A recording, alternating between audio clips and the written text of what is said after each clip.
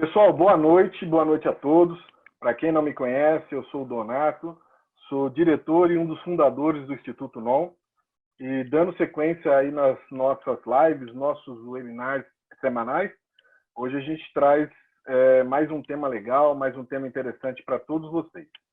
A gente tem um convidado especial hoje, que é o André Portela, está falando diretamente lá da Espanha, da capital, lá de Madrid, e vai nos abrilhantar com um tema super legal, super interessante.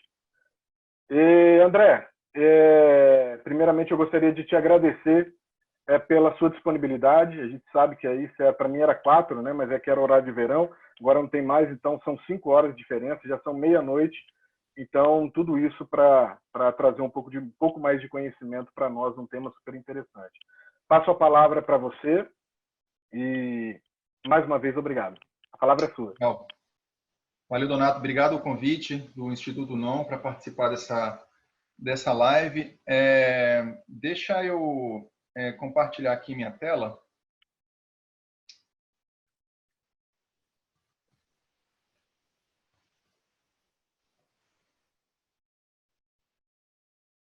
Tá todo mundo vendo aí, né?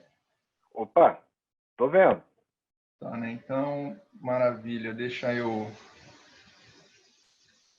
lançar aqui a simulação, a apresentação. Bom, então, tá. Vamos começar, então. Então, eu tinha pensado em dar esses meus 10 centavos aí de contribuição sobre essa situação que a gente está vivendo, falando um pouco enfim, de algo que eu acho que posso lançar algumas provocações aqui para a audiência, né? Enfim, de nenhuma forma eu quero me aventurar a lançar respostas e vou me limitar a lançar perguntas, né? Até porque nem todo mundo sabe de respostas do que está acontecendo atualmente. Então, eu vou falar aqui sobre, enfim, tentar dar um panorama mais geral possível. Eu preparei aqui uma apresentação. Opa! Vocês estão me escutando aí, pessoal, não? Sim, estamos. Sim? Apareceu uma mensagem aqui que eu tinha sido colocado em mute aqui, mas parece que não.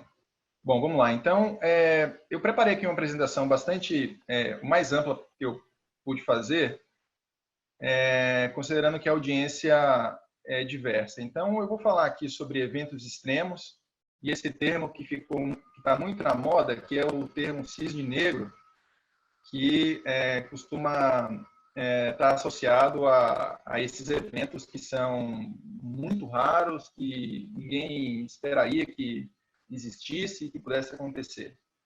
Então, eu vou tentar encaixar isso aí com o que está acontecendo com a pandemia do Covid-19, tentando dar uma perspectiva não apenas daquilo que eu costumo trabalhar. Enfim, eu sou economista, então o normal seria eu falar aqui sobre o que está acontecendo com variáveis econômicas, financeiras, etc., mas eu vou tentar ser o mais geral possível. Então tá, pessoal, deixa só eu falar um pouco, fazer uma autopropaganda aqui, rapidinho. É o seguinte, esse aqui é o meu... Deixa eu colocar aqui o apontador aqui. Eu acho que vai ficar mais fácil aqui para eu guiar vocês aqui. Bom, então esse aqui é um pouco das minhas credenciais, né, por assim dizer. Para quem não me conhece, eu tenho um doutorado em finanças pela Universidade Carlos III aqui da Espanha, lá em 2010. E desde então eu tenho me dedicado basicamente a minha carreira como pesquisador científico. E então aqui ao longo dessa década, algumas marcas aí que eu consegui atingir foram algumas dezenas de publicações em periódicos nacionais, principalmente internacionais. Uma marca de 1.250 citações, que foi a última contagem que eu fiz antes da live. E tem uma colaboração bastante ativa com diversas revistas científicas, nacionais e internacionais, atuando como revisor, né? E já faz mais ou menos uns 2 ou 3 anos que eu sou membro da diretoria da Sociedade Brasileira de Finanças, como diretor de publicações. E desde o ano passado, quando eu vim aqui para a Espanha, eu estou vinculado a esse projeto sensacional, que é o Instituto de Big Data, que é uma parceria entre a Universidade Carlos III e o Banco Santander, aqui da Espanha, que juntaram forças para montar esse instituto, que tem uma galera muito fera mesmo, o pessoal realmente está conseguindo empurrar a fronteira do conhecimento nos mais diversos âmbitos que tangenciam esse tema Big Data, né, que está todo mundo agora interessado nisso aí. Então, eu estou aproveitando bastante aqui a minha estadia, trabalhando com um pessoal muito fera aqui, e aí eu aproveitei para mostrar para vocês, rapidinho também,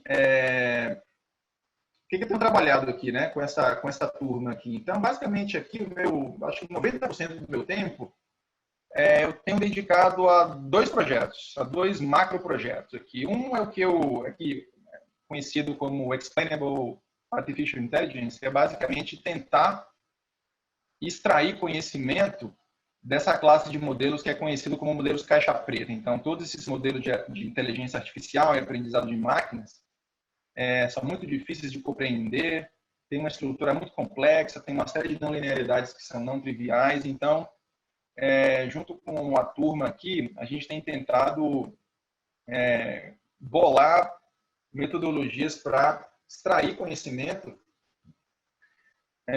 e converter esse conhecimento em prol da tomada de decisão, né? Ou seja, fazer com que toda esse emaranhado aí de relações que esses modelos são capazes de captar, como é que a gente simplifica isso aí, né? E faz com que esses modelos possam ser usados na tomada de decisão. Então, tem uma série de problemas muito bacanas aqui que estão inseridos nesse projeto. Por exemplo, redução da dimensionalidade, descobertas de padrões, previsão, obviamente, né? E tudo isso em um contexto que envolve dados de alta dimensão. Então, quando eu falo de alta dimensão, o que é alta dimensão hoje não era alta dimensão há alguns anos atrás. Mas hoje em dia a gente, em geral, convenciona falar alta dimensão quando a gente tem dados que envolvem ali acima de 100 mil variáveis, que é o tipo de base de dados que a gente costuma trabalhar aqui. Então, como vocês podem imaginar, não é fácil extrair conhecimento disso, né? Mas a gente já tem conseguido fazer alguns avanços muito bacanas e tem conseguido converter isso em tomada de decisão para quem, né, de fato lida com base de dados dessa dimensão. Tá? E a outra coisa também que eu tenho dedicado bastante tempo aqui é um projeto que envolve seleção de carteira, seleção de portfólios, utilizando esses métodos de aprendizado de máquinas, né? Então, uma pergunta aqui que algum dos parceiros aqui do Instituto de Big Data lançou é como é que a gente pode utilizar essas ferramentas de Big Data para identificar esses gestores de fundos de investimento que são os mais talentosos, né? Então, parece uma pergunta trivial, mas não é trivial, né? Ou seja, se você olhar simplesmente para pega lá um fundo de investimento, olhar o desempenho que esse fundo de investimento teve nos últimos 12, 24 meses, você pode pensar, não, então isso talvez é a informação mais relevante para o que vai acontecer no futuro, e não é, né? Não é. O problema é muito mais complicado do que isso. Então, a gente tem tentado também extrair padrões, extrair conhecimento disso, utilizando bases de dados de vários países, e o objetivo final é transferir esse conhecimento, traduzir esse conhecimento em prol do cotista, quem que, né, lá na ponta, em última instância, está tendo que selecionar onde vai investir sua poupança, né, basicamente. Então, esses dois projetos aí tomam 90% do meu tempo ou mais. Então, se porventura alguém aí da audiência quiser bater um papo, trocar uma ideia sobre isso, eu estou aqui disponível para a gente conversar. Tá? Mas vamos lá, vamos deixar de papo furado, de conversa mole. Deixa eu falar aqui para vocês o seguinte, o que eu pensei para hoje. Tá? Então, eu pensei para hoje, eu bolei uma apresentação aqui que tem que tem três, digamos assim, três atores principais. Um é esse cara aqui, esse patógeno aqui, o Covid-19, que está fazendo com que boa parte da população mundial esteja confinada em casa. Eu vou falar bastante das consequências que isso está trazendo, como é que a gente consegue, de fato, encaixar isso aí com outros episódios anteriores que a gente viveu. Tá? Outra coisa é essa figurinha aqui, né? Isso aqui, quem tem certa familiaridade com estatística reconhece isso como a chamada curva de Sino, né?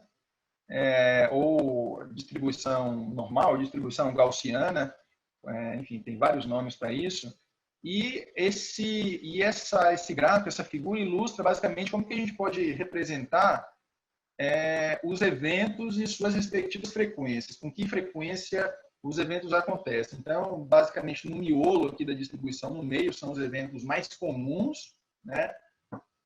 Se a gente pensar, pegando aí o contexto de epidemia, de saúde pública, né? Então, o impacto que a gente tem aqui no miolo da distribuição são desses vírus mais conhecidos, né? Enfim, resfriado, gripe, etc.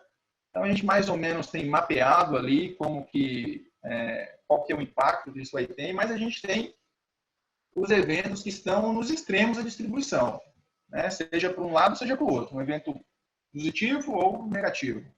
Então, a distribuição gaussiana ela é muito utilizada para quem trabalha nesse âmbito aí de modelagem estatístico-matemática, ela é muito utilizada porque ela traz uma série de conveniências, que, enfim, não cabe aqui entrar em detalhes sobre isso, mas ela é muito utilizada porque ela permite uma série de conveniências para quem trabalha com esse tipo de estimação. A questão aqui, como eu vou discutir aqui nos próximos slides, essa distribuição é uma péssima descrição da realidade. Então, a realidade ela não permite, ela tem uma aderência muito pequena a essa curva. Né? Então, basicamente, se a gente fosse sobrepor o que acontece na realidade em cima dessa curva, a gente veria basicamente que as duas caudas da distribuição de um evento, digamos assim, real, em geral, tem uma cauda mais grossa, né, do que essa cauda prevista aqui pela distribuição gaussiana, que basicamente quer dizer que essa distribuição aqui, ela subestima a verdadeira frequência dos eventos extremos. Né? Então, é basicamente essa a mensagem. Tá? Ou seja, essa curva que é muito utilizada, ela é uma subestimação do que efetivamente pode acontecer. A questão é que, em vários âmbitos da nossa sociedade, quem trabalha com modelagem, tanto na área de economia, de finanças ou de farmacologia, etc., muita gente está usando, por uma série de conveniências, essa curva como descrição da realidade. Isso, enfim, a gente vai ver que tem uma série de problemas potenciais. Então, o terceiro ingrediente aqui da apresentação é essa coletânea aqui, desse camarada aqui chamado Nassim Taleb. Eu tenho certeza absoluta que muita gente da audiência já leu pelo menos um livro dele. Provavelmente o livro que a maioria conhece é esse aqui, o The Black Swan, que é o Cisne Negro, que foi traduzido para vários idiomas, enfim, ficou muito conhecido.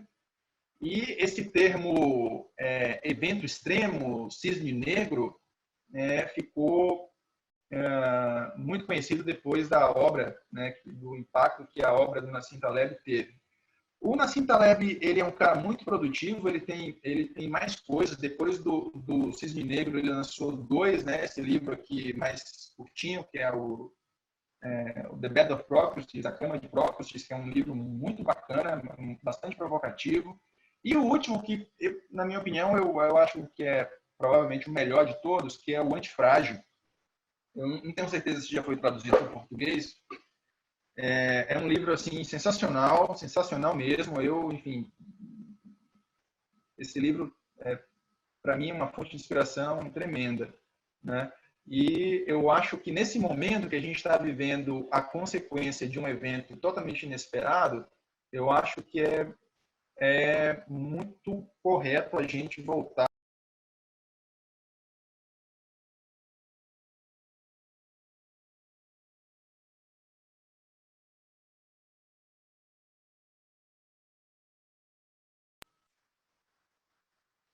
Deixa eu voltar meu vídeo aqui, que eu estou vendo a mensagem no chat. Não sei se está tendo algum problema aqui com a conexão.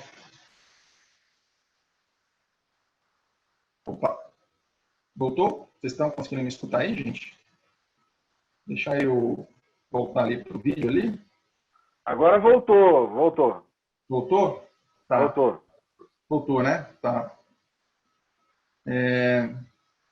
Tá tendo uma mensagem aqui que de vez em quando aparece na minha tela de que o áudio não está funcionando, mas vamos lá. Voltou, vocês estão escutando, eu vou retomar aqui a tela. Vamos lá então, gente. Bom, então, como eu estava comentando com vocês, essa obra aqui eu recomendo pra caramba. Quem gosta desse tema, eu acho que vai aproveitar bastante. Esses livros e essa coletânea aqui que o Nassim Taleb chamou de Incerto. Essa coletânea, você pode ler em qualquer sequência, tá? Você pode ler em qualquer sequência, não tem uma sequência definida. Ok?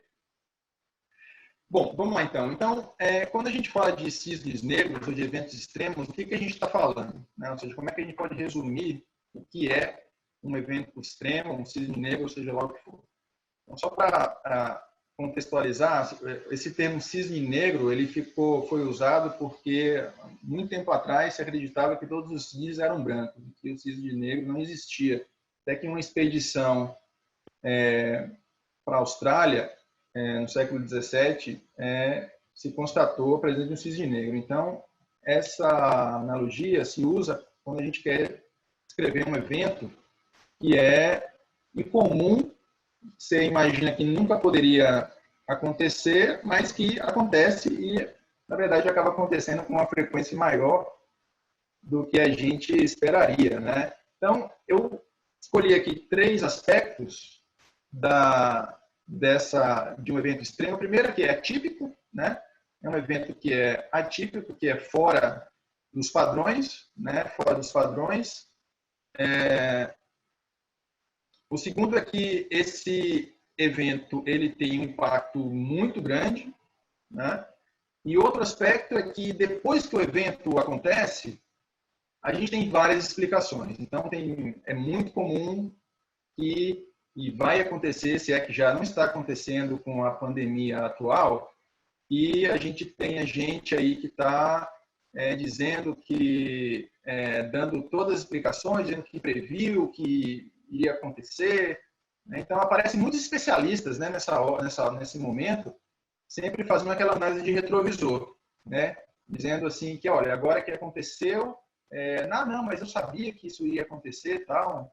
Né? Inclusive, tem uns vídeos aí circulando, dizendo que de pessoas que supostamente previram, né? Então, assim, eu até entendo que é possível que o evento em si, ou seja, uma pandemia, um patógeno novo, desconhecido, que gerasse esse impacto, de fato, eu acredito que muitos especialistas, pessoas que entendem do assunto, poderiam imaginar, mas eu acho que ninguém consegue imaginar, é a resposta ao evento, né? E é o que efetivamente a sociedade se preocupa, não o evento em si, mas a resposta ao evento. Então, eu acho que a resposta ao evento ninguém previu, né? Com certeza ninguém previu. Mas, quando o evento acontece, exposto, tem muita gente dizendo que, olha, eu falei isso, eu falei aquilo, então tem que tomar um pouco de cuidado, porque aparece muito especialista de retrovisor dizendo que, enfim, já sabia que tudo aquilo iria acontecer, tá bom, enfim, não é assim, né? Não é bem assim. Bom, então eu trouxe aqui alguns exemplos, tá? Eu trouxe alguns exemplos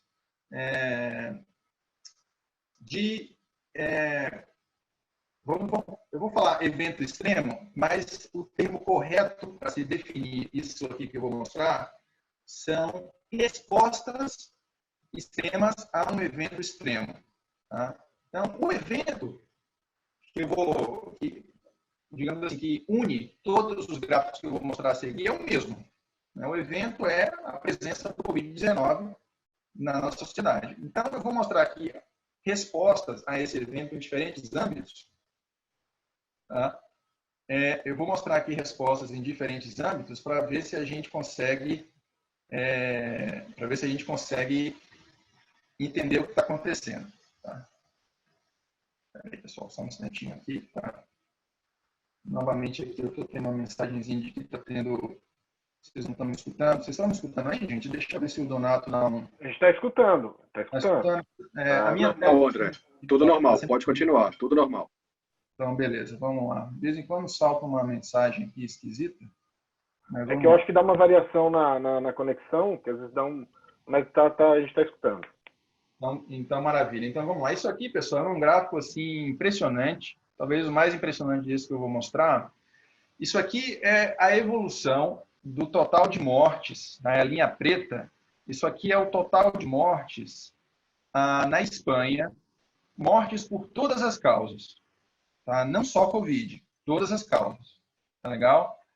Então, a gente tem aqui essa curva aqui azul, que, digamos assim, é a média esperada. Tem essa região sombreada aqui, que é, digamos assim, um intervalo de confiança esperado para esse número de mortes. E a linha preta é o que efetivamente foi observado. Então, tem esse formato aqui de U invertido, que atinge esse pico aqui, mais ou menos no mês de janeiro, em razão desses vírus de gripe sazonais que costumam elevar o número de mortes, né? Mas veja o que aconteceu aqui, né? Então, isso aqui foi... a causa disso foi o Covid. Então, gerou um número de mortes absurdo. Então, você veja aqui que a escala do gráfico está lá em 2.500. Então, a gente teve aqui, chegou a dias, isso aqui é de gráfico diário, tá, gente? Então, chegou a dias com aproximadamente 2.500 mortes. Tá? 2.500 mortes. E, obviamente, esse modelo aqui, que é feito pelo principal Instituto de Vigilância Epidemiológica da Espanha, é o modelo, enfim, veja que falhou totalmente, né? Ou seja, foi o evento, o observado foi totalmente fora, ou seja, violou, rompeu esse intervalo de confiança em várias ordens de magnitude. Né? Em várias ordens de magnitude. Felizmente, como vocês estão vendo aqui, o gráfico está voltando, né? Ou seja, a linha preta está voltando novamente para dentro do intervalo de confiança, para a próxima linha azul, que é o esperado, que indica um pouco que a epidemia aqui está conseguindo, ou seja, está sendo controlada. Tá? Outro gráfico aqui que eu acho muito interessante, que teve bastante repercussão na mídia, é esse gráfico aqui que mostra o número de pedidos de seguro-desemprego nos Estados Unidos. Então, essa série histórica aqui, veja lá que ela começa lá em 1980 e vai até dias atuais. Então, nessa franja de tempo, a gente teve várias crises. Então, a gente teve lá o choque do petróleo aqui no começo da década de 80. Veja lá que teve um aumento aqui. Novamente, aqui na crise de 2007, 2008, a gente teve um pico de aproximadamente 650 mil pedidos de seguro-desemprego. Mas veja o que aconteceu agora, né? Então, agora a gente teve, num dia... ali um pico de mais de 6 milhões de pedidos de seguro-desemprego. E esse número aumentou depois, tá? Ou seja, os números que seguem esse gráfico nos dias seguintes, nas semanas seguintes, aumentou.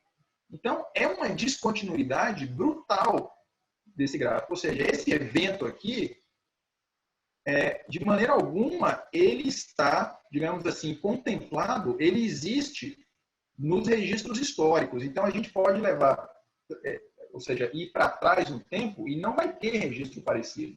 Então, o que aconteceu agora, em ordens de magnitude, né, ou seja, em desvios padrões da média, ou seja, a gente está aí a vários desvios padrões, ou seja, é um evento que está a 1, 2, 3, 10, 20, enfim, sei lá, desvios padrões da média, em relação à média do número de pedidos de seguro-desemprego que tem no registro histórico. Tá? Então, é algo realmente impressionante.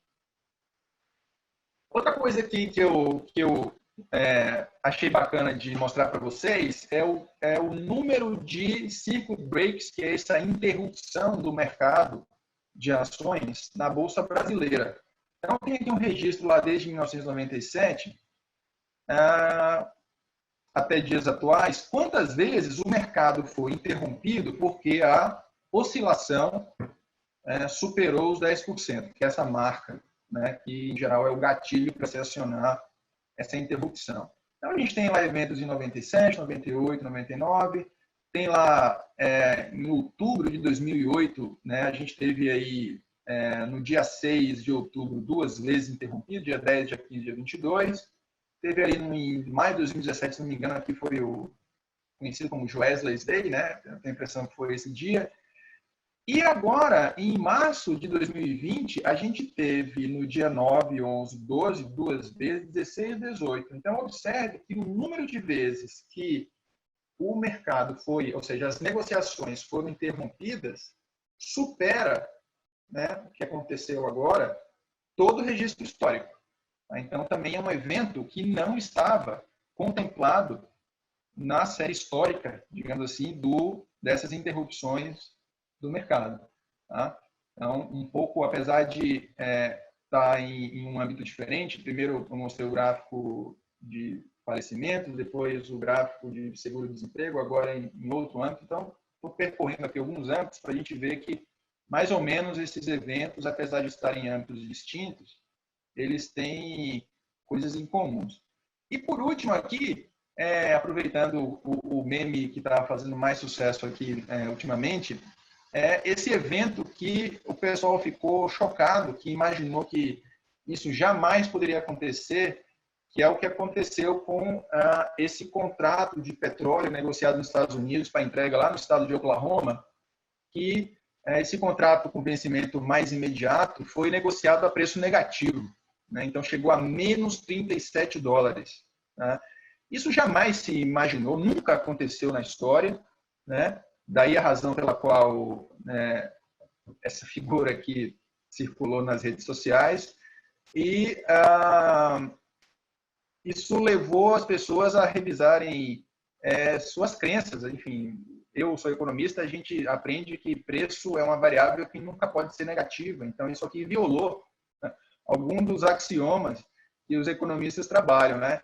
Inclusive, a própria Bolsa de Mercadorias dos Estados Unidos está tendo que alterar os modelos que eles usam para fazer apressamento de ativos para permitir que esses contratos, de fato, sejam negociados a valor negativo quando a gente tem um descompasso tão grande entre a oferta e a demanda, né? Já que a demanda despencou, tem lá uma quantidade enorme de petróleo em estoque, esse descasamento entre oferta e demanda acabou gerando essa fricção, aí, esse choque também totalmente inesperado, mas, enfim, isso durou algum período, né? E os contratos negociados meses à frente, né, estão a preços positivos, mas, enfim, a tendência geral, como a gente está vendo aí, é de petróleo barato por um bom tempo. Tá? Bom, então, vamos lá. O que une estes eventos? Então, assim, tem pelo menos 3 aspectos que unem esses eventos. Primeiro, que ninguém previu. Tá? Não previu o evento. Vamos lá. O evento que une esses gráficos que eu mostrei é o mesmo, é o Covid, e todo e cada um desses gráficos são respostas diferentes a esse evento. Então, a resposta ninguém previu. A gente pode até dizer aqui que o Bill Gates previu, naquele vídeo do TED, que haveria uma pandemia. Ok, eu compro esse argumento, mas a resposta ao evento ninguém previu. Tá? Outro aspecto é que não havia registros históricos semelhantes nos dados passados. Então, se a gente olhar a série histórica do petróleo, de seguro-desemprego ou de falecimentos aqui na Espanha, não tem nada parecido. Né? Ou seja, o desvio que teve em relação à média, de fato não tem nada parecido no registro, na história.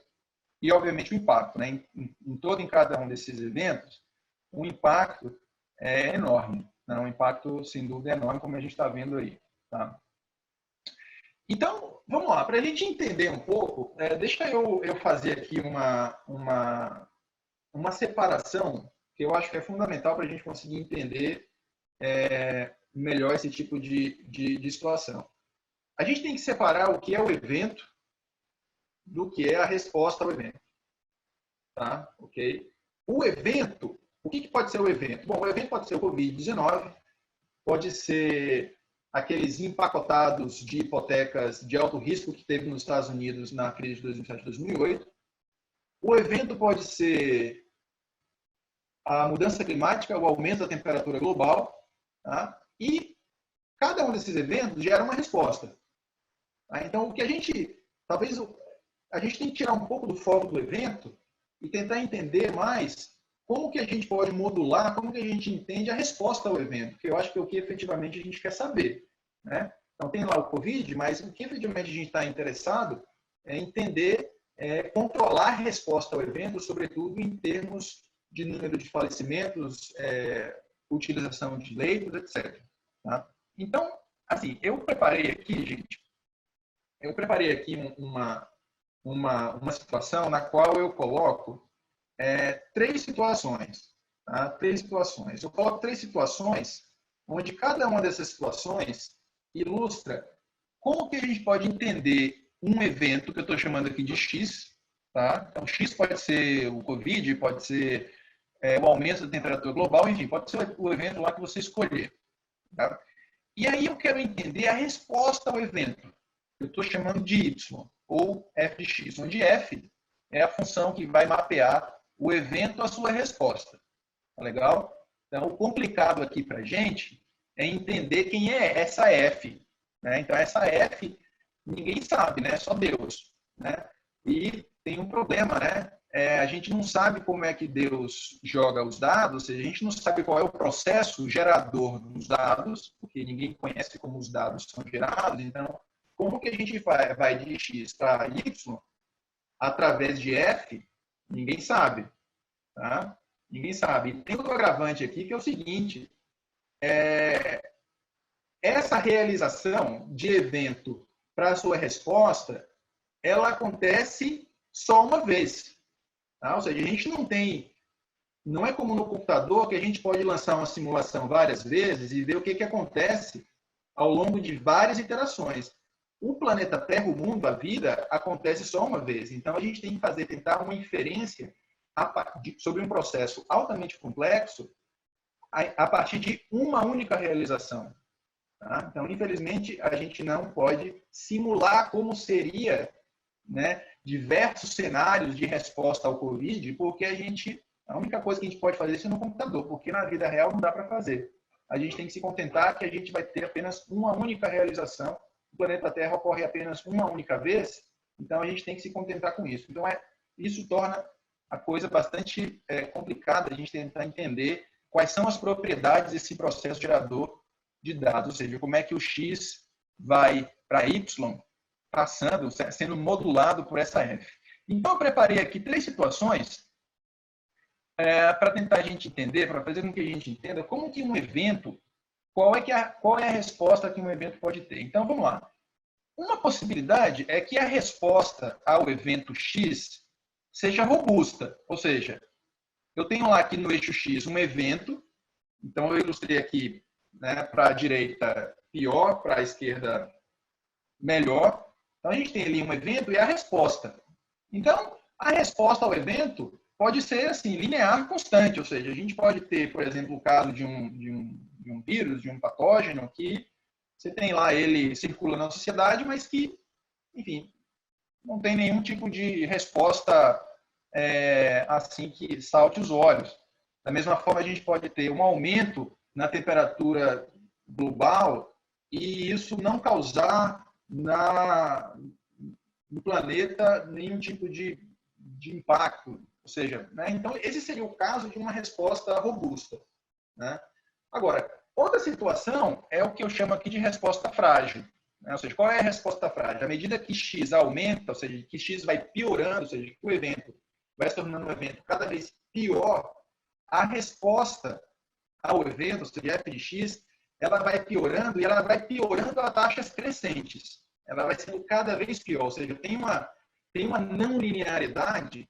Eu estou fazendo aqui a curva bem suave, mas o que a gente vê na prática é uma descontinuidade, efetivamente. Né? Basta lembrar aquela figura que eu mostrei aqui alguns slides atrás, do número de pedido de seguro-desemprego. Então, você tem uma descontinuidade do gráfico. Tá? Então, essa função aqui suave, diferenciável em todo o seu domínio, isso aí é algo que é só no livro de economia. Tá? Na prática, a gente tem, de fato, uma descontinuidade. Então, a gente tem, né, essa seria o caso de uma resposta frágil.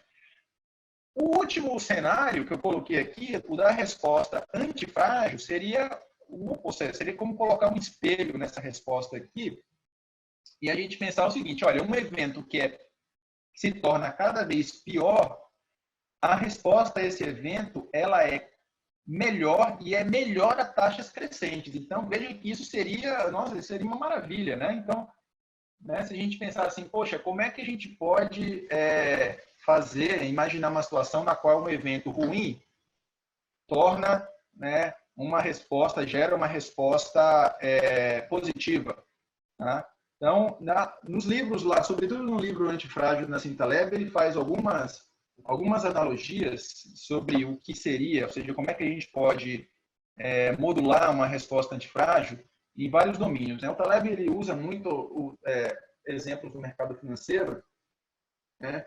E ele conta uma história que aconteceu com ele, que eu acho que todo mundo que leu o livro Cisne Negro vai lembrar, que é uma história quando ele tinha 20 e poucos anos e ele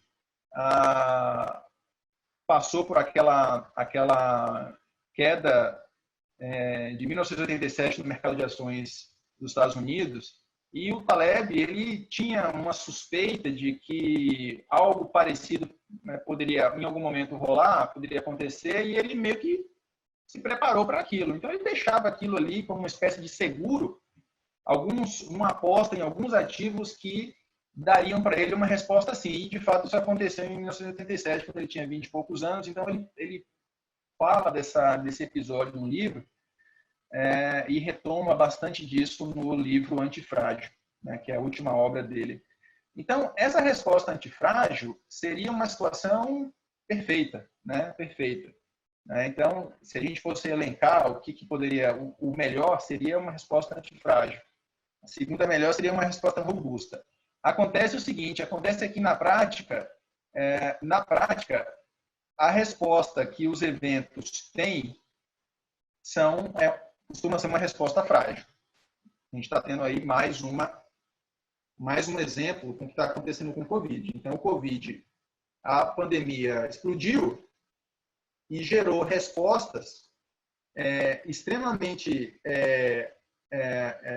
gerou flutuações muito bruscas em vários âmbitos. Então, a gente teve hospital colapsando, mercados financeiros colapsando, desemprego aumentando segundo uma descontinuidade. Então, o que a gente percebe quando a gente olha não só a crise do Covid, mas outras crises do passado, é que a resposta frágil costuma ser a regra, né? A exceção seria uma resposta robusta. E a exceção da exceção seria uma resposta antifrágil. Então, assim, por que na prática a resposta frágil é a regra? Tá? Então, por que a resposta frágil é a melhor descrição do que ocorre na prática? Então, a gente tem que investigar o seguinte: quais seriam as fontes de fragilidade? Ou seja, o que faz com que o evento X gere Y, f de X, dessa maneira? Tá? Dessa maneira. Então, eu elenquei aqui 4 aspectos, e eu vou querer aqui fazer ênfase em alguns deles, mas basicamente é o seguinte: a gente pode discutir algumas fontes de fragilidade. Primeiro, a interconexão e a globalização. Isso ficou muito claro no Covid, né? Ou seja, o vírus viajou de avião e rapidamente se espalhou pelo mundo inteiro. É um mundo altamente conectado. Então, o patógeno teve aí, em alguns dias, ele estava no mundo inteiro. Né? Então, a globalização, obviamente, acaba fragilizando, potenciando a resposta ao evento. Né? É óbvio. Outra coisa é a superotimização. Então, a nossa sociedade ela tem uma predileção, uma preferência por tudo que é otimizado. Então, a gente adora o que é otimizado. Então, a gente tem lá hospitais que são desenhados, que estão, digamos assim, dimensionados para uma quantidade X de utilização de leitos de UTIs conforme aquilo que está nos dados históricos. Então, os profissionais olham os registros históricos e dizem, olha, costuma lá em janeiro, no inverno, tem um aumento de utilização de leitos por conta de problemas, insuficiência respiratória causada por vírus, né, gripe, influenza, etc. Né? Então, o pessoal meio que olha para o registro histórico e faz um dimensionamento da quantidade de leitos. Só que esse dimensionamento ele é ótimo, ele está otimizado para o registro histórico. Então, quando a gente tem um evento que não está contemplado no registro histórico, acontece o que aconteceu. Né? Outro aspecto aqui que é de extrema importância é a falta de redundância. Tá? Redundância, em geral, é um termo que é pejorativo. Né? Então, aquilo que é redundante a gente tira. Só que agora a gente está vendo como é importante a redundância. Né? Ou seja, se em vez de um hospital a gente tivesse 2 ou 3, né? Será que a gente não teria uma resposta um pouco mais robusta ao que está acontecendo? Então, a redundância ela é importante. Ela é importante. Outro aspecto da redundância é o seguinte, a gente está vendo que todo mundo fala que, bom, todo mundo não, né? Principalmente o presidente dos Estados Unidos diz que é culpa da China, porque foi um vírus que foi produzido na China, só que todo mundo vai comprar na China a máscara cirúrgica, o material sanitário. Então, as cadeias de suprimento estão extremamente otimizadas, concentradas em um só lugar. Então, não tem redundância para isso. Então, todo mundo tem que ir buscar no mesmo lugar. Então, está tendo situações aqui onde o mercado de material sanitário, está acontecendo isso aqui na Espanha, não tem fornecedor, e o fornecedor está jogando o preço lá em cima. Então, a gente tem aí essas cadeias de suprimento são otimizadas, são extremamente eficientes, não tenho dúvida disso, porque cortaram todas as redundâncias, está super otimizado, mas quando tem um evento desse porte, então acontece o que está acontecendo. E isso, eu acho que algo que talvez é mais sutil é a crença no mundo gaussiano. Então, todo mundo acredita que aquela distribuição de frequência que eu mostrei no início da live, aquilo é uma boa descrição, né, dos eventos, e não é. Não é, efetivamente. Na prática, a gente tem eventos que acontecem nas caudas da distribuição, que são muito mais frequentes do que aqueles que estão, digamos, previstos de acordo com a distribuição gaussiana. Então, essa crença é algo que também é uma fonte de fragilidade. Tá? Então, o meu ponto aqui é o seguinte, a redundância é fundamental. Tá? A redundância é fundamental. E eu acho que o melhor argumento para a gente entender a redundância é olhar o corpo humano. Né? Olhar o corpo humano. Eu tenho certeza que se em vez de 2, a gente tiver só um pulmão, o impacto do Covid seria muito maior. Né? Eu fico pensando aqui como é que seria um corpo humano feito por um economista. Seria um corpo humano que teria um pulmão, um rim, um olho, porque isso seria mais eficiente. Né? Então, um economista bolaria um corpo humano dessa forma. Né? E eu sou economista também, tá, gente? Então, né? Essa redundância ela é fundamental. Não é à toa que o nosso corpo humano ele tem uma série de redundâncias. Então, a gente tem 2 rins, 2 pulmões, 2 olhos, não por acaso. Tá? Então, ao longo dos milhares de anos, essa redundância melhorou a aderência, que melhorou as chances que os seres humanos têm de passar para frente os seus genes. Então, essa redundância é algo muito bem-vindo. Ela traz ineficiência, é óbvio que traz. O fato de eu ter 2 rins, 2 olhos, 2 pulmões, faz com que o corpo consuma mais energia. Então, ele é menos eficiente, mas ele é mais robusto. Tá? Ok? Esse é o ponto.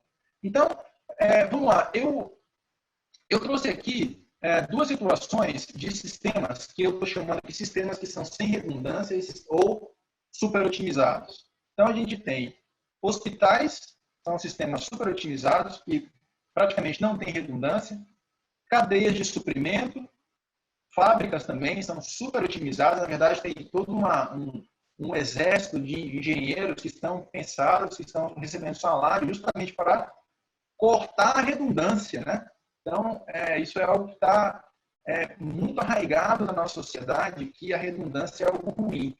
A mesma coisa com o mercado financeiro. Então, o mercado financeiro, em geral, ele está pensado para ser eficiente, para cortar também todo tipo de redundância, né? E com um agravante de que no mercado financeiro a crença na distribuição gaussiana ela é muito grave. Então, a gente viu a gravidade disso aí, sobretudo na crise de 2007 e 2008. Né? Então, aquelas chamadas hipotecas subprime, que nada mais eram do que empacotados de hipotecas de alto risco, os bancos que estavam negociando essas hipotecas, o modelo que estava lá rodando nos bastidores do computador para dizer quanto que aqueles ativos lá opacos, quanto que aquilo valia, o que estava lá, uma das hipóteses desse modelo é que tudo aquilo era gaussiano. Então, quando a gente viu que não era gaussiano, né, aconteceu o que aconteceu. Tá? E a gente pode pensar também em sistemas que têm redundância, que são mais robustos e, sem sombra de dúvidas, o principal exemplo é o corpo humano. Tá? Como eu comentei aqui antes. Então, vamos lá. A gente está chegando aqui no fim. Eu trouxe aqui 2 exemplos aqui que vai ser bem fácil a gente entender. Né? O primeiro exemplo são os armazéns que a Finlândia começou a construir na época da Guerra Fria. Então, a Finlândia, na época da Guerra Fria, ela tinha receio do que poderia acontecer em razão de uma invasão russa. Então, eles construíram uma série de armazéns ao longo de todo o país. Né? Você sabe que ele é um país mais... Ou seja, o comprimento é grande, então a Finlândia espalhou armazéns ao longo de várias partes do país para armazenar, dentre outras coisas, material sanitário. Então, agora ela está recorrendo a esse armazém. Então, não tem falta graças a essa redundância, né, não tem falta de material sanitário lá. Agora, veja o outro lado, o seguinte, Florianópolis. Né?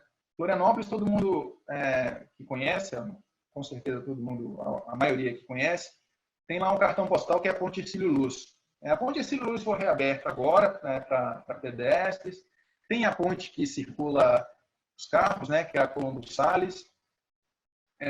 O fato é que Florianópolis, para mim, é o exemplo perfeito de algo extremamente frágil, otimizado e que não tem redundância.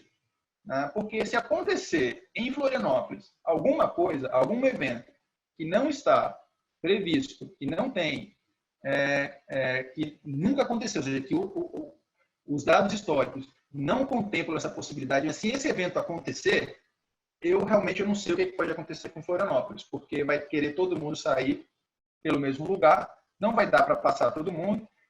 Quem mora em Florianópolis sabe que mesmo quando não tem evento extremo, a ponte colapsa, né, normalmente. Então, eu realmente não sei o que aconteceria com Florianópolis, né, quando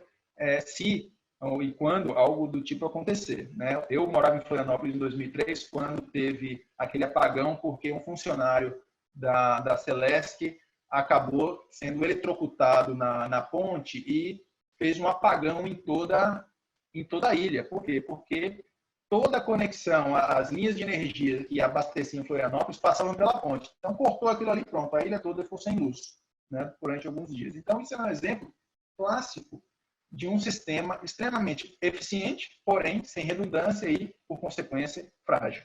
Tá? Então, deixa aqui algumas provocações aqui para vocês pensarem. É o seguinte, até que ponto a gente está disposto a abdicar, a trocar eficiência por robustez? Tá? Então, isso só seria possível se a gente traduzir isso em termos de políticas públicas e em termos, por exemplo, de remuneração de gestores. Ou seja, será que as pessoas, os políticos ou os gestores nas empresas, será que faz sentido eles serem remunerados também porque eles estão tornando o seu âmbito mais robusto e não apenas eficiente? Será que a gente está disposto a remunerar isso, a compensar isso? Né? Então, para que a gente mude esse paradigma, se é que as pessoas no final vão achar que vale a pena mudar esse paradigma, a gente tem que avaliar qual é o risco que realmente a gente quer se proteger. Né? As pessoas, essa pandemia do Covid, ela serviu para a gente pensar que o risco talvez não é só a bolsa cair, você perder dinheiro, cair 10%, 20%, 30%. O risco agora é morrer. Né? Então, as pessoas agora começaram a ter uma ideia diferente de qual é efetivamente o risco que a gente deve se preocupar. Tá? Bom, pessoal, é isso. Acho que eu já estourei o tempo aqui, né? O tempo regulamentar. Eu vou passar a palavra agora aqui para o Donato novamente. Ô Portela, André, tem algumas Oi. considerações, o pessoal fez alguns comentários aí, eu tenho uma pergunta aqui também do Roberto que eu vou ler daqui a pouquinho para você, mas se você quiser dar uma olhada aí, o pessoal também te provocou, você provocou a galera, mas eles te provocaram também. E você consegue ler aí? Vamos lá. Agora eu estou pegando aqui a sequência de perguntas aqui. Deixa eu ver aqui.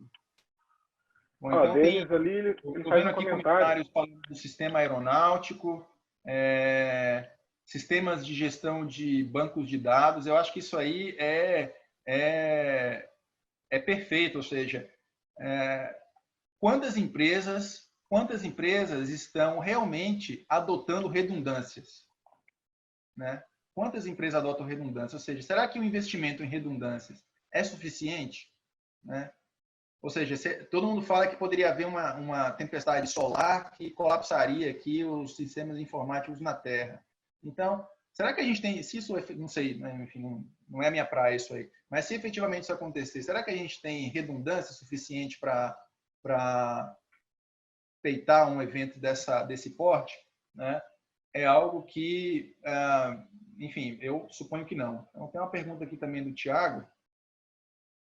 Está perguntando se o Covid-19 não seria um cisne branco, ou seja, algo previsto devido ao grande número de viagens e conexões, e que, então, isso, de fato, não seria, ou seja, algo imprevisto. Eu concordo, né? Ou seja, a gente pode argumentar aqui, discutir se ou seja, o vírus, a circulação do vírus é algo realmente imprevisto. Eu acho que não é imprevisto. Agora, a resposta é imprevista. A resposta é imprevista. Tá? Então, a gente tem que se preocupar mais com a resposta. Tá? E um ponto que eu esqueci de comentar na fala é o seguinte: essa preocupação que a gente tem que ter com a resposta, ela passa necessariamente por a gente reconhecer que o nosso conhecimento de como que a sociedade, como o mundo funciona, é muito pequeno em relação àquilo que... ou seja, a gente sabe muito menos do que a gente acha que sabe. Tá? Então, reconhecer isso é fundamental para que a gente consiga pensar em estratégias, tá? Para fazer com que eventos que são cisnes negros, cinzas ou brancos não tenham uma resposta dessa natureza. Enfim, eu poderia fazer uma pergunta aqui para todo mundo, perguntar o seguinte: olha, o que cada um de vocês fizer, o que cada um fez em resposta ao Covid? Eu, no meu grupo do WhatsApp dos meus amigos, a gente lança essas perguntas, né? Eu perguntei, pessoal, o que cada um fez aí quando estourou a pandemia? A grande maioria dos meus colegas disse: eu perdi dinheiro na bolsa, eu resgatei meus investimentos de renda variável, troquei para renda fixa. Então, pessoal muito preocupado, né, claro, né, obviamente, né, preocupado com prejuízos, né, financeiros, etc. Aí alguém perguntou assim: André, o que você fez? Eu falei: olha, eu fiz um seguro de vida. Eu fiz mais um, eu já tenho um, fiz outro. Né? Eu fiz mais um seguro de vida porque quando eu vi que a probabilidade condicional de alguém internado, ou seja, eu tô com sintoma, né? Eu vou no hospital, eu faço o teste, dá positivo. A probabilidade condicional de que eu morra, dado que eu fui para o hospital e dei positivo, na minha idade é de 2%. Tá? Na minha idade, de 2%. Claro que é uma probabilidade condicional. Então, você pega todo mundo da minha idade, a letalidade é bem menor que 2%, obviamente. Mas, vamos lá. Então, todo mundo entendeu aqui meu ponto. Então, veja, é uma probabilidade que eu não estou disposto a correr. Tá? Não estou disposto a aceitar essa probabilidade. Então, o que eu faço? Como eu não sei se é 2, se é 1, se é 10, se é 20%, ou seja, como eu não entendo nada desse vírus e ninguém entende nada, eu prefiro modular uma resposta antifrágil para mim. Tá? Então, qual é a resposta antifrágil que eu posso modular? Posso contratar um seguro de vida, eu posso contratar um seguro de invalidez. Vai que eu pego o vírus, eu fico com uma sequela pulmonar e eu não consigo mais retomar normalmente as minhas atividades profissionais. Então, eu contratei um seguro de vida e um de invalidez. Tá? Então, isso eu estou modulando para mim uma resposta antifrágil. Se acontecer alguma coisa comigo, a resposta que eu vou ter a esse evento é uma resposta antifrágil.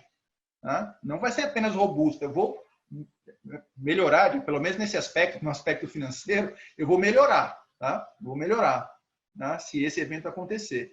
Então, veja que é muito complicado a gente botar na nossa cabeça como que a gente deve reagir diante de coisas que a gente não conhece. Porque a primeira coisa que a gente tem que reconhecer é que a gente não entende direito o que está acontecendo.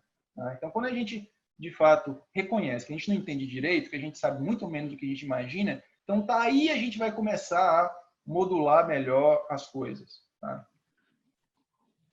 André, deixa eu fazer uma pergunta. Eu estou vendo aqui que algumas pessoas fizeram algumas perguntas aqui, né, antes de perguntar alguma coisa.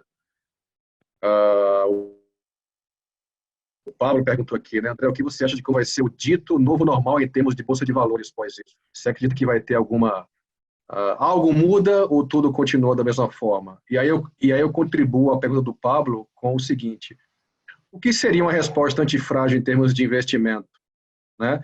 Você manter um pedaço do seu portfólio, não vou usar a palavra apostando, mas como você não entende do futuro, seria manter um pedaço do seu portfólio, vai lá, apostando em que a bolsa caísse de 115, que dessa forma você alugaria as ações apostando numa queda. Isso seria uma resposta antifrágil? Seria uma resposta antifrágil. Eu penso outra. Uma resposta antifrágil, no âmbito dos investimentos, seria você pegar uma certa quantidade de dinheiro e fracionar, ou seja, investir o mínimo necessário no maior número possível de empresas de biotecnologia. Porque uma delas vai descobrir a vacina, só que você não sabe qual é. Mas a que descobrir a vacina, por menor que seja a fração que você tem investida nela, aquilo vai ser um cisne negro para você. Quer dizer, um cisne negro às avessas, né? Tá? Então, isso vai ser uma resposta antifrágil. Só que é o seguinte, quem vai descobrir a vacina? Você não sabe. A gente teria que pensar uma resposta antifrágil, que seria você investir em empresas de biotecnologia na América do Norte, na Europa e na Ásia. Então, você pensar aí, você fracionar, espalhar seu investimento em várias empresas. Tá? Então, essa seria uma resposta. Outra resposta antifrágil, que essa é mais clássica, que está lá no livro, no Cisne Negro, e também no Antifrágil, que o Taleb ele é muito partidário disso, é o seguro. Seguro. Qual é o seguro? Seguro em relação a algo muito ruim que acontecer. Então, você pode dizer assim, um seguro. Como é que é o seguro do seu carro? O seguro do seu carro é o seguinte, se você bater o carro, né, a seguradora vai lá e te devolve o valor do carro. Né? A pólice é mais ou menos a tabela FIP. Né? Você perde X, aí você retoma X. Mas outra possibilidade seria o seguinte, você pensar no seguro, onde o seguro que você perde X, se um evento da proporção X, ele te devolve 10x. Tá? Então, tem uma série de possibilidades no mercado financeiro você pensar esse tipo de estrutura. Tá? Pensar esse tipo de estrutura. E esse tipo de ativo financeiro que ele precifica, que ou seja, ele se realiza quando um evento dessa magnitude acontece, no geral, esse tipo de ativo financeiro custa barato. Porque nós temos a tendência a subestimar a verdadeira probabilidade de um evento disso acontecer. Por consequência, como a gente subestima a probabilidade, a gente também subestima o preço que esse tipo de ativo deve ter. Então, montar esse tipo de estrutura, onde você se beneficia ou de um evento extremo por um lado, ou de um evento extremo para o outro, dá para fazer. Dá para fazer. Acontece que isso é difícil. O Taleb tem um nome para isso aí, para essa resistência que a gente tem. É o chamado bleed or blow up, que é sangrar ou explodir. Não sei se quem leu aqui provavelmente vai lembrar. Então, o bleed or blow up é o seguinte, qual é o bleed? É você sangrar, ou seja, você compra esses ativos e em 99,9% dos casos você vai perder. Mas você vai perder um pouquinho porque ele custa barato. Só que vai ter um 0,01% de vezes que ele vai se realizar. E aí vai ser o blow up. Né? Então, essa estratégia de bleed or blow up, ele causa uma, digamos assim, ele causa talvez uma ansiedade, um desconforto. A maioria das pessoas não se sente bem em ver todo dia o seu patrimônio cair bem pouquinho, né? cair frações ali, isso é uma coisa que a maioria das pessoas não gosta. O que a gente gosta? De ver subindo um pouquinho, né? O contrário, a gente não gosta. Então, veja que modular esse tipo de resposta passa necessariamente por a gente ter um setup, um mindset diferente, né? E nesse blow-up, a ação que custava $2, no cisne negro ela vai para 2.000. Né? Exatamente, né? A gente lembra do caso das ações da Pfizer, né? Que estava fazendo testes para um remédio, uma substância para combater isquemias, né? Que é quando a pessoa está dor no peito porque tem uma artéria coronariana que está contraindo. Então, já tem um comprimido que você toma que amplia o calibre da coronária e o paciente tem uma melhora até poder ser submetido a um cateterismo, etc. Só que aí aconteceu um cisne negro, teve uma consequência inesperada desse medicamento, que foi atuar na disfunção erétil. Isso foi um cisne negro para a empresa. Ninguém esperava que isso iria acontecer, mas aconteceu, e aí se criou o Viagra, né?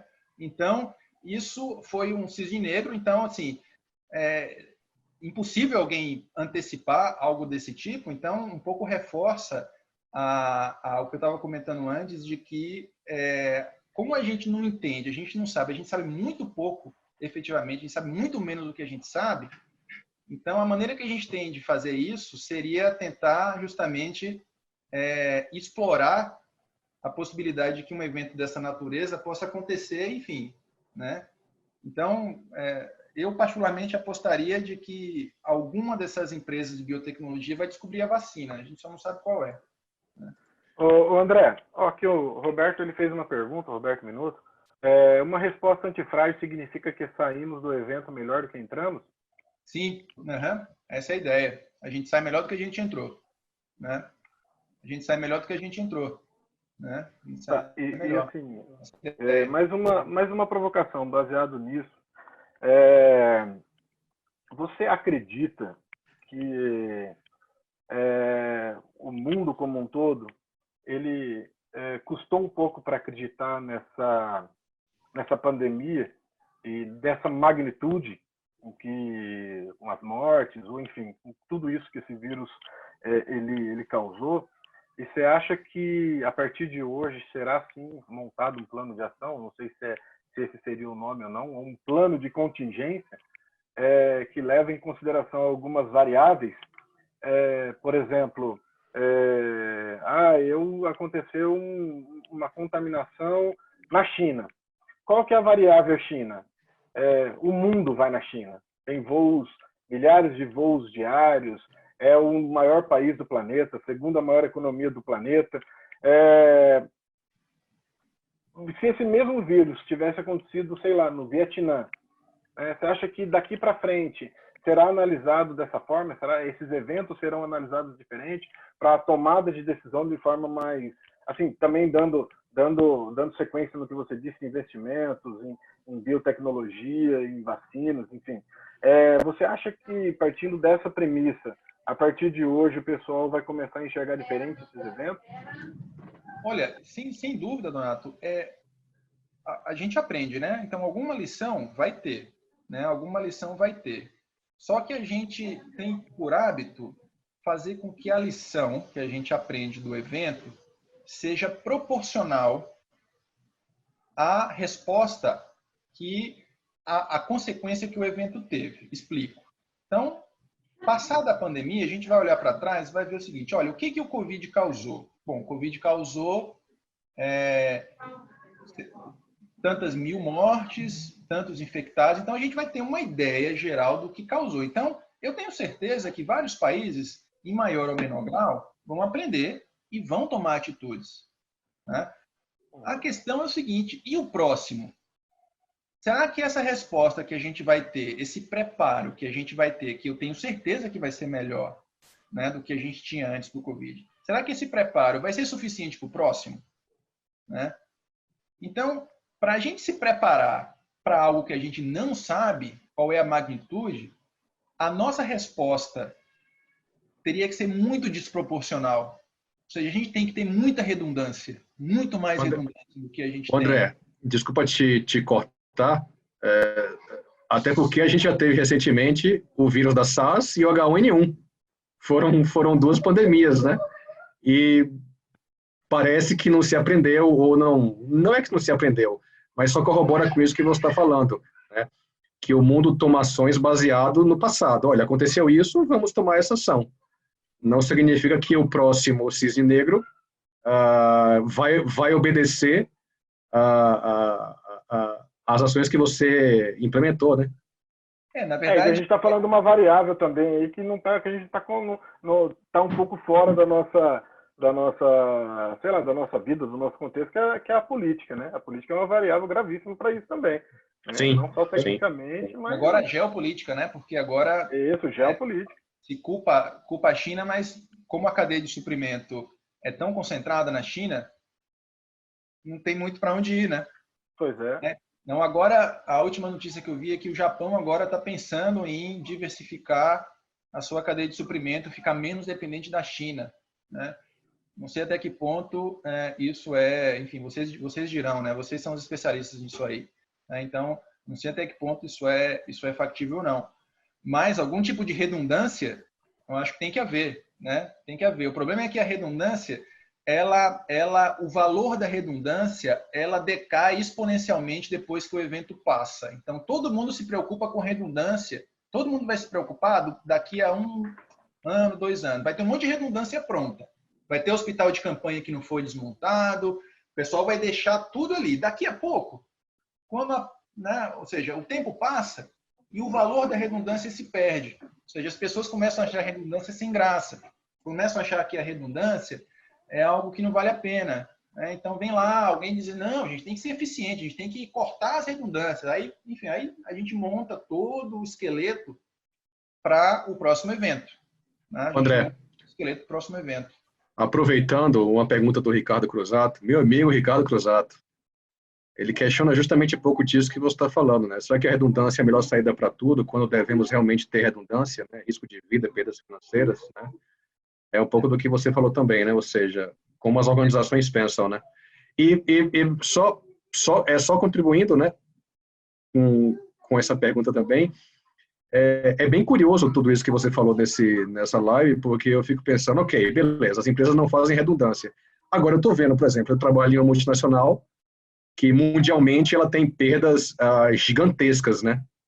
Então, seria interessante colocar na balança, né? A perda que ela tem agora versus o custo de uma redundância de cadeia de suprimentos, enfim, né? Então, qual seria a sua opinião? Né? Redundância é o remédio para tudo? Olha, provavelmente não é o melhor remédio. Né? Provavelmente não, com certeza não é o melhor remédio. Deve haver um remédio melhor do que redundância, só que eu não conheço. Né? Eu não conheço. E eu queria que alguém dissesse algo que fosse tão onipresente quanto a redundância. Ou seja, a redundância ela é algo que tem um poder em qualquer área. Né? Em qualquer área. A questão é que, se a gente entrar nas especificidades de cada área, vai ter algo melhor do que a redundância. Mas eu acho que, dado que a gente sabe muito pouco, ou seja, a gente sabe muito menos do que a gente acredita, né, a redundância seria algo que, pelo menos, seria um second best. Seria algo que, já que a gente não tem o melhor, algo que vem logo após, pode ser uma redundância. Né? Então, isso que você falou, olha, será que a empresa que você trabalha daria para fazer uma conta de quanto que teria sido economizado se houvesse ao longo desses últimos 10 anos uma redundância? Ou seja, vamos calcular a perda e vamos calcular quanto que a gente teria deixado de perder se a gente tivesse gastado com uma redundância lá atrás. Então, isso é uma análise que eu acho que dá para se fazer. Né?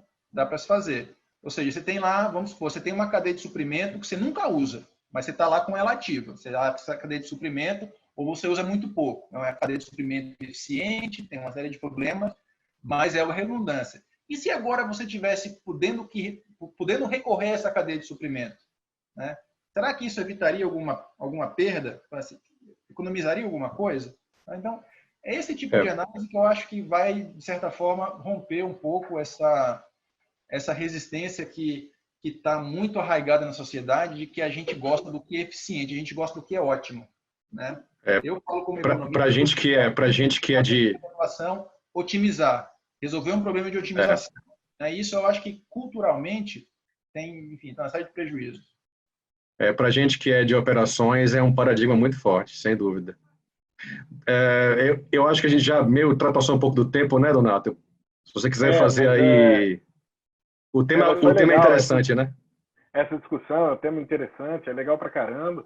E aproveitar que o André apesar que agora deve ser o quê? 1h da manhã aí? Agora é 1h, agora já virou na hora extra agora, hein? Não, então a gente vai parar por aqui, então. André, brigadão pela sua participação, foi show de bola, muito legal. A família Portela sempre show de bola, esses baianos aí moram no meu coração, né? E muito obrigado mesmo, boa sorte, cuide aí, Madrid. Estamos cuidando. Cuida da família aí, e quando você voltar para o Brasil, vou pagar uma cerveja para você. Opa, agora eu vi. Agora você viu vantagem, né? Agora eu vi vantagem. Muito obrigado mesmo. Tá? Fique com Deus. E para a próxima semana, já passo a palavra a você. Para a próxima semana a gente tem um webinar que a gente está preparando com muito carinho aí também. E na sequência a gente vai publicar em nossas redes sociais. Pode falar, André. Não, eu ia agradecer o convite, enfim, foi muito bacana participar aqui. Eu estou vendo aqui agora, estou recuperando aqui no chat várias perguntas, então vou deixar aqui para a galera que está na audiência que, enfim, se você quiser, sei lá, jogar meu nome no Google, o primeiro resultado que aparece é o meu site. Eu tenho um site onde eu faço ali tipo um repositório da minha pesquisa, tem lá meu contato, e-mail, etc. Então é fácil, se quiser, enfim, mandar um e-mail, bater um papo, enfim, vai ser um prazer poder seguir nessa interação aqui, porque eu estou vendo aqui que teve vários comentários sobre a questão do uso de balsas em Florianópolis, que é uma lenda aí que já se fala há tanto tempo como uma espécie de redundância para o que pode acontecer com as pontes, né? Então, enfim, eu estou lendo aqui que tem muito comentário bacana rolando aqui no chat. Então, enfim, quem quiser entrar em contato, isso aí. É isso aí. Valeu, Beleza, gente. obrigado, André.